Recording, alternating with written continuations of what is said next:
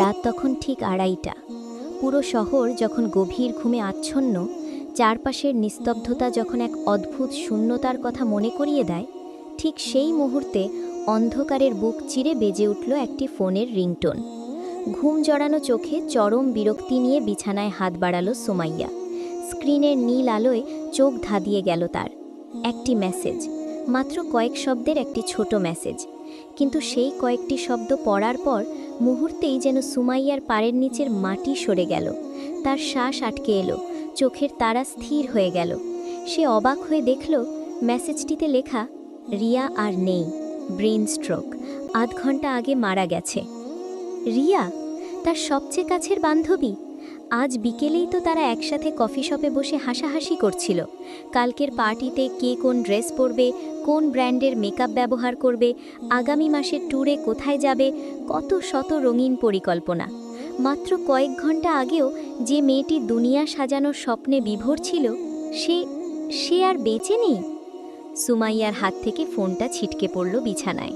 তার মনে হলো কেউ যেন এক ঝটকায় তাকে একটি কল্পনার রঙিন জগৎ থেকে টেনে হিচড়ে এক ভয়ঙ্কর হিমশীতল বাস্তবতার সামনে দাঁড় করিয়ে দিয়েছে।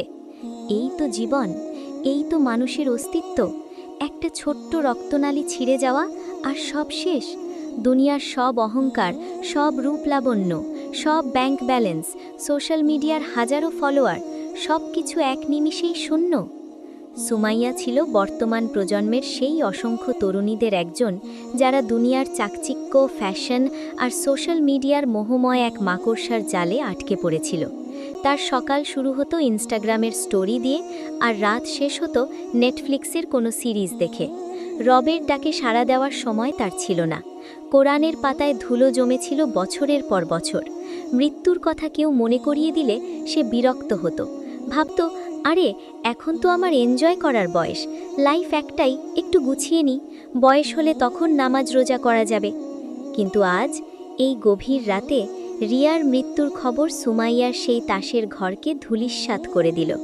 সুমাইয়ার হঠাৎ মনে হতে লাগলো তার ঘরের এসির বাতাস যেন কবরের মতো হিমশীতল হয়ে আসছে। চারদিকের দেওয়ালগুলো যেন তাকে চেপে ধরছে। তার চোখ থেকে ঘুম চিরতরে উড়ে গেছে। একটি ভয়ঙ্কর প্রশ্ন তার মগজে হাতুড়ির মতো পেটাতে শুরু করলো। আজ রাতে রিয়ার জায়গায় তো আমি নিজেও থাকতে পারতাম।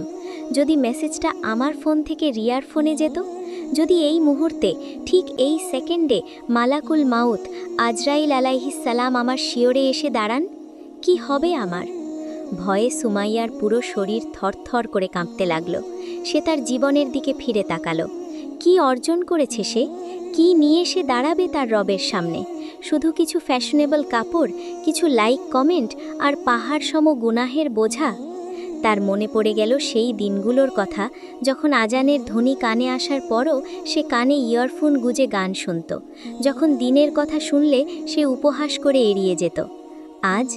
আজ যদি তার ডাক চলে আসে, কে তাকে বাঁচাবে? তার চোখের সামনে ভেসে উঠল পবিত্র কোরআনের সেই ভয়ঙ্কর সতর্কবাণী, সূরা আল মুনাফিকুনের 10 আর 11 নম্বর আয়াতের সেই বাস্তব চিত্র, যা আজ সুমাইয়ার জীবনের সাথে অক্ষরে অক্ষরে মিলে যাচ্ছে।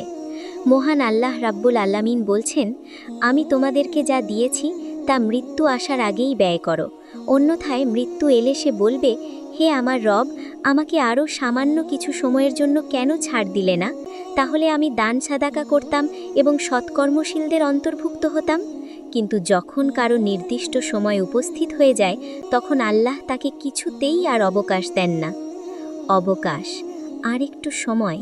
রিয়া কি সেই সময়টা পেয়েছে? না। সুমাইয়া বুঝতে পারল, মৃত্যু কোনো অ্যাপয়েন্টমেন্ট নিয়ে আসে না। মৃত্যু যৌবন দেখে আসে না, সুস্থতা দেখে আসে না।